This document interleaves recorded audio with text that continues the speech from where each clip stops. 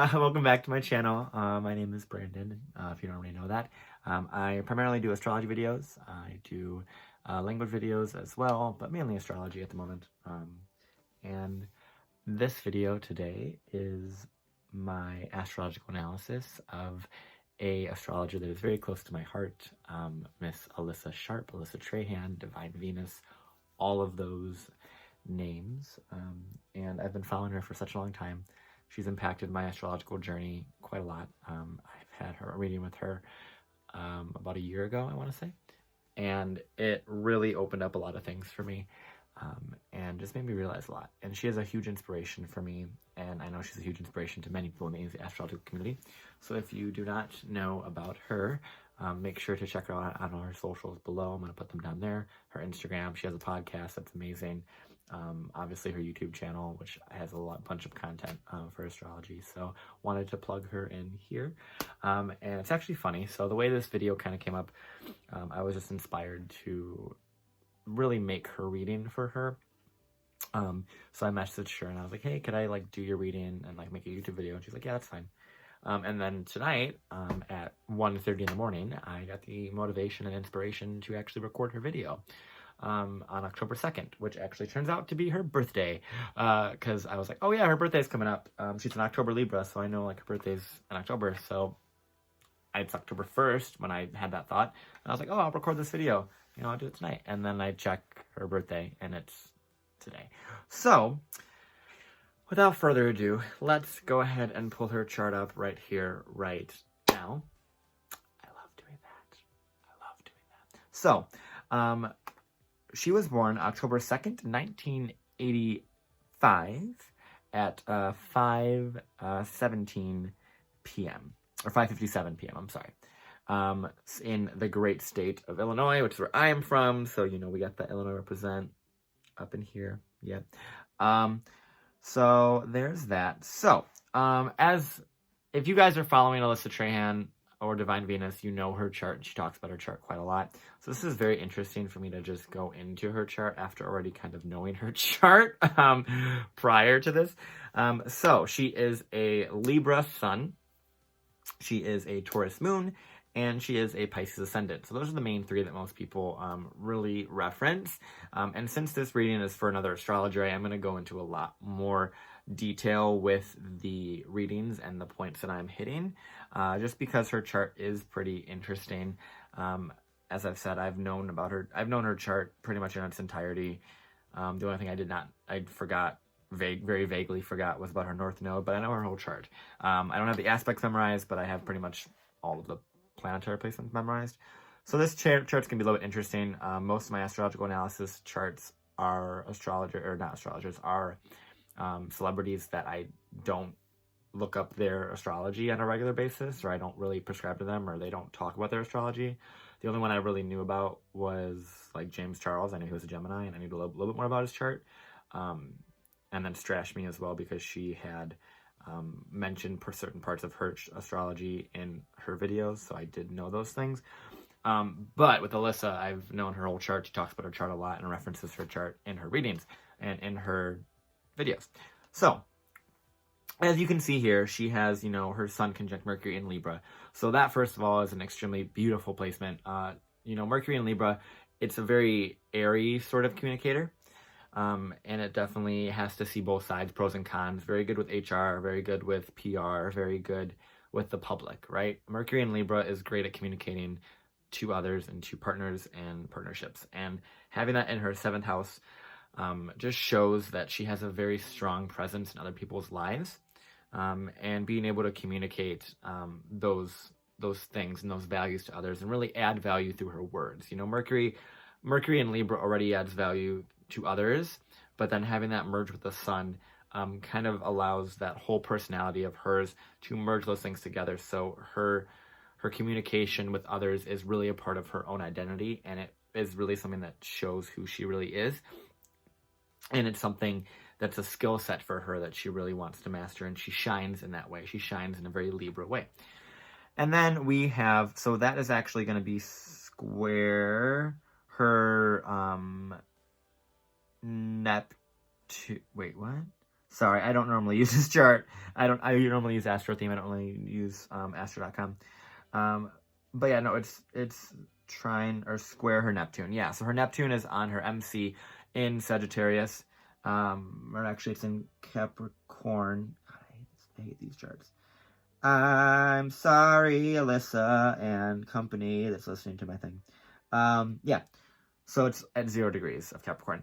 So, yeah, so her Neptune is right on top of her MC, squaring her Sun and Mercury. So when Mercury and, well, actually, it's her Sun that's squaring it. Anywho, when the Libra energy interacts with Neptune energy, okay? When Libra and Neptune come together, they create a very rose-colored glasses sort of interpretation of the world. They have a way about them of not having boundaries with people sometimes, which can be a beautiful thing when it comes to people relating to you, right? Having that Neptune on the MC makes people just relate to her and project on her all these things, both good and bad, right? But with a square between the Sun and Neptune, there is some identity issues sometimes, which I know she has surpassed all of those. It's just a lower evolved version of that. I'm just referencing it so you guys know. But when Sun and Neptune square each other, whenever there's a square, the energy needs to be kind of balanced between those things, right?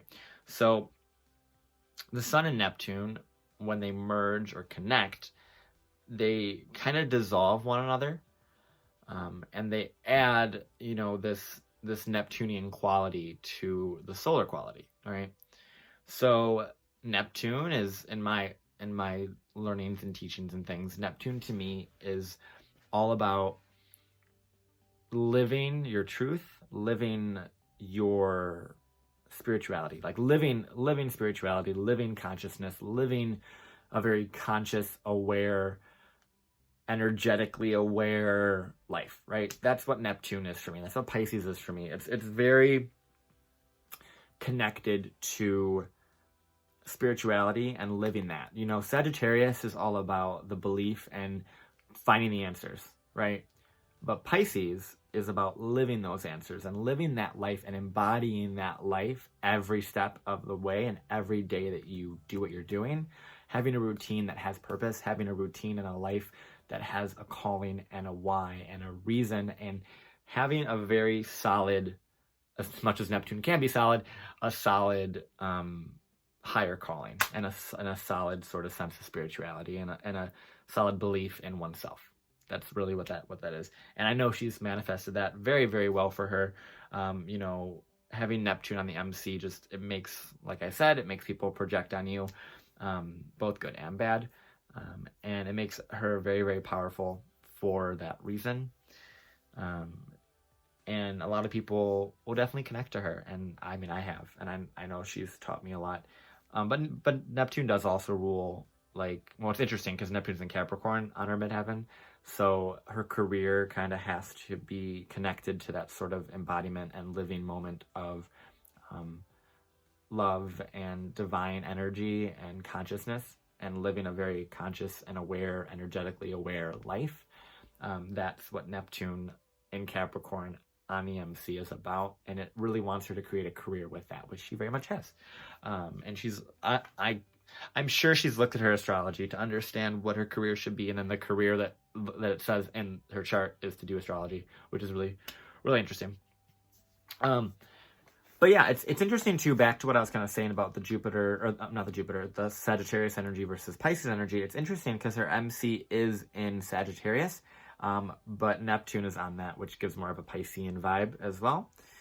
So there is a lot of a need. That's not English correct. There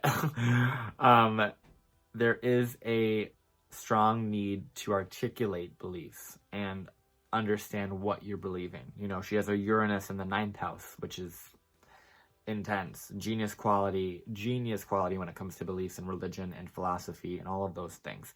And Sagittarius is all about understanding those things, higher mind thinking, altered, altered way of consciousness, but that's more of a Neptunian thing. But it's just interesting having the Sagittarius and Neptune energy combined with her midheaven there, because it shows the need for her to communicate about her, or at least share her wisdom that she has in philosophy, religion, higher knowledge, those sorts of things that are associated with Sagittarius.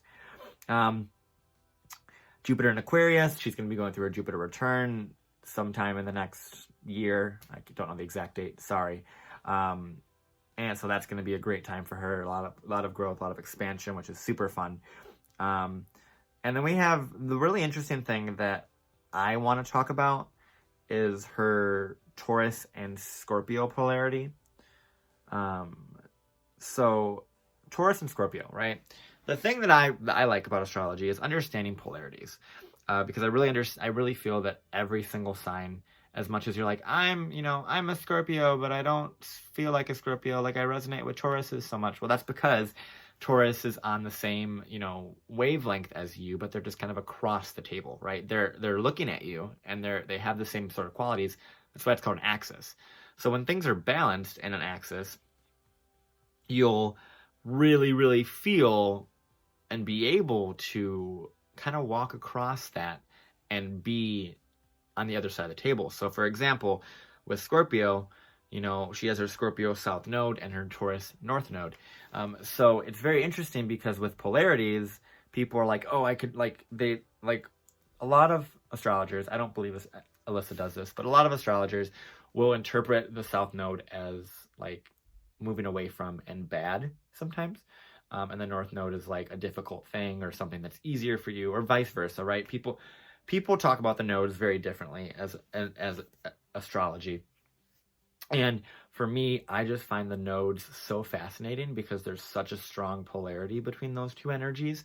And for me, I feel that the South Node is what you rely on, and the North Node is what you want to grow and where you want to go and what you want to do, and what you want to become, right? So the South Node for her is in Scorpio, and the North Node is in Taurus. So having the South Node in Scorpio means that she came into this life with a lot of understanding of deep psyche and deep pain and trauma and all these really, really difficult things, right? And with Saturn there too, that's just emphasizing the need to look at trauma, look at pain, look at transformation, look at power, all the Scorpio related things, and then use all of that emotional energy and emotional power and strength from going through hard times, from going through, whatever difficult things she has gone through, and use that to manifest a physical reality that they want and manifest a physical environment that they want. Yeah, Taurus is all about money and your physical body, but if you didn't have the emotional, the emotional depth and the emotional pain and the motivation from your emotions, you wouldn't want to become physically reliant on yourself and independent and strong, right?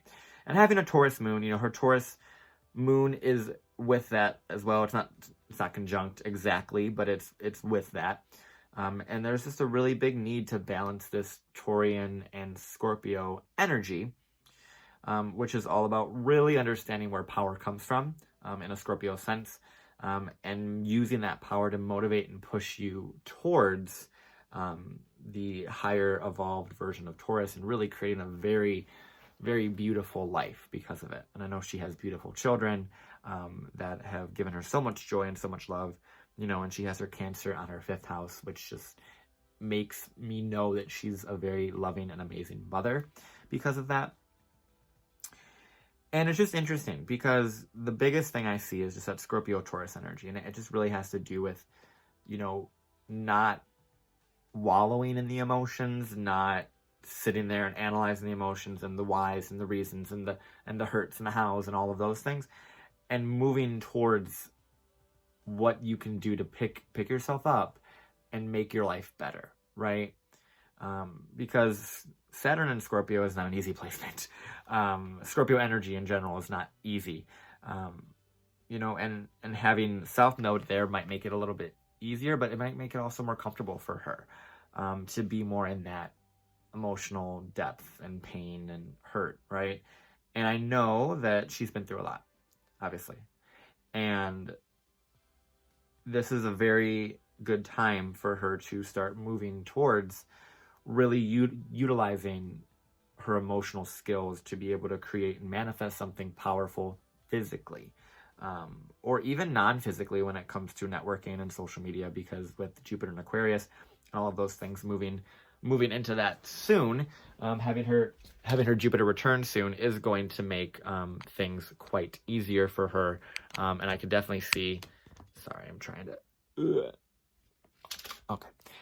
I'm sorry. I don't edit my videos. This is so awkward now. I'm so sorry. Anywho, so yeah. So with the North Node in Taurus, there's a lot, and the North Node conjunct the Moon, or near the Moon, even in the same constellation, in my opinion, is beautiful. The North Node and the Moon conjunct makes a person such an emotionally solid person. From what I've noticed, it makes them really emotionally mature. You know, it might make them wacky and kind of all over the place in youth and younger, but when they mature and they really step into their North Node, that emotional balance becomes even stronger. And with it being in Taurus, this girl's got it done. So there's that. So I am going to do her solar return chart. So give me a second to pull that up. And because I wanted to talk about her solar return because it is her birthday today. I want to have that done. So let me just do that really quick. So I'm going to do a quick pause and I'll be right back. All right. So I'm back. And so this is her solar return chart. So I want to do a solar return chart for Alyssa. Happy birthday, Alyssa, if you're watching this. Just because solar returns are, for those of you that don't know, they're like your birthday chart. They're the chart that shows you the themes for the next year. So I'm very interested in this chart just because we are going through a very interesting time right now. So anyone that has a birthday this year, the next couple years are going to be interesting because of the heavy energies that we have. So I'm gonna put it up the screen. Let's just put it up here. Just look at this. So, so her ascendant is Leo with Venus conjunct her ascendant. So first of all, that's beautiful. That's amazing. Already goes with the whole Divine Venus theme that she has going. Branding, beautiful. This is going to be a year for her to really step into that. Also, Venus and Leo is about children and loving and supporting people and children and art and creative things and love and just living from your heart, right? So that's going to be her kind of focus for the year. You know, we have her ascendant in Leo, and then right there we have her Venus in Leo as well. That's going to be starting things off, right? So we have that. Second house, we have her sun in the second house. So it is going to be a year for her to move more towards financial stability. I'm not saying she doesn't have it, but just financial stability and really grounding something in physical reality. We have her Mercury in the third house in Scorpio. So that's going to be a intense time. Lots of, you know, talking about difficult subjects and things that don't want to be talked about. Then we have, well, first of all, the Mercury in Scorpio is also opposite the Uranus in Taurus. So that is a time of extreme genius qualities and things really becoming better and opening your mind and doing really interesting things communicatively. And because she has Sun and Mercury conjunct in her natal chart, I'm very excited to see what this becomes of for her. Just because, like I said earlier, her Mercury is very connected to her identity. So we have that. Then we have this great Jupiter-Pluto-Saturn conjunction that we all know about. That's in the 5th house. Almost in the 6th house, but mainly in the 5th house. And girl, boy, everyone, this is intense.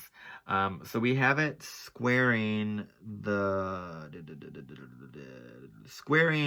Mars and squaring Mars. That's all I can really see right now. Yeah, just squaring Mars and kind of squaring the moon, but mainly Mars. Oh, no, both. Both. Okay, I'm sorry. I'm reading this chart for the first time. I'm very sorry. So, very intense year for her. Very, Mercury's retrograde, Pluto's retrograde. Luckily, Saturn and Jupiter are not retrograde. Neptune is retrograde, Uranus is retrograde. Good thing Mercury's not retrograde, because that would be interesting for her for the next year. But we have the moon in the 8th house, Mars in the 9th house, conjunct Lilith, and Uranus in the 9th house. So a lot of searching for truth, so searching for answers this year, doing things and listening to her own individual truth. Because what I've noticed, I mean, maybe it's just myself or the astrological community or just spiritual community in general, but it's really hard to really find your own truth sometimes. And you sift through all these different gurus and all these different teachers, and you don't know exactly what fits you, right? It's kind of like putting on different clothes and saying, is this me? Is this not me? Is this me? You know, that sort of thing. That's very much how I feel about the spiritual community. But I think what I would really recommend for her with all this Aries energy, 9th house energy, is to go on like a retreat, like by yourself. Just like go do something solo. I know it's hard with kids, family, all that stuff, but go just do something solo. You know, have a time for yourself, energy, really reconnect with your own beliefs. Do like a complete like reset, like get rid of the phone, get rid of all social media, just focus on you and go towards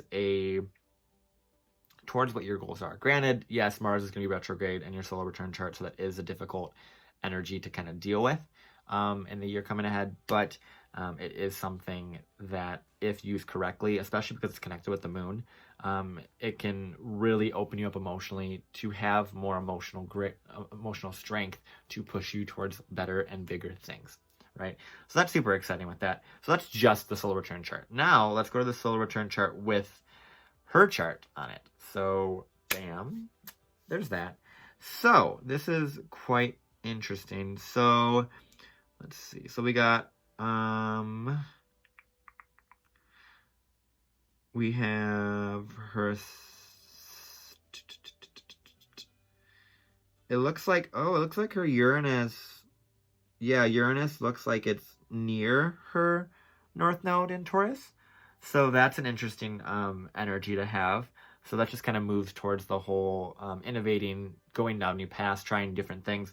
Yeah, definitely this year I would say definitely try new things, go in different directions, be sporadic, be random, just get more in touch with your own like inner child and your own joy, and really use that to move yourself forward. We have Neptune in the 12th house, Moon in the 1st house, Mars is also in the 1st house. Yeah, so there's a lot of need to move forward and initiate something different, a change of direction, change of trajectory, change of image. You know, Venus on the ascendant for the solar return chart shows a year of really finding out your values, finding out what you stand for, your morals. Divine feminine is really, really important. I know she already manifests that and creates that every day, but really, really focusing on that, because that is very important to be in touch with the divine feminine as you move forward in life. And we really need that right now, the divine feminine. But also with all this Aries energy, 1st house energy, you know, I really push towards the next year really trying to do something different and take a different direction and be an individual and find out what your truth is, right? What your values are, what your drives are, your why, your reason, where you want to see yourself. Focus on those things, push yourself forward, try new things, be sporadic, be random, and everything will work out. So yeah, this is kind of a long video. I'm very sorry about that. But there's a lot. This astrologer means a lot to me. I love you, Alyssa. You are beyond amazing. You are one of my biggest motivations and inspirations in my life with astrology. And I know one day I will meet you and we'll have a big old conversation about astrology and stuff. I can't wait for that day, but that's a whole other thing. Hope you have an amazing birthday. And I hope this message sees you well and that you enjoyed this. If you guys don't know about Alyssa, check her out on the socials I put down below. And yeah, and just, subscribe to her podcast, watch her videos, all the things that she does, Instagram, all of those things. Check her out, But yeah, that's pretty much it for that, guys. I love you guys. I hope you guys enjoyed this. And I'll be doing more astrological analyses soon. All right, love you guys. Bye.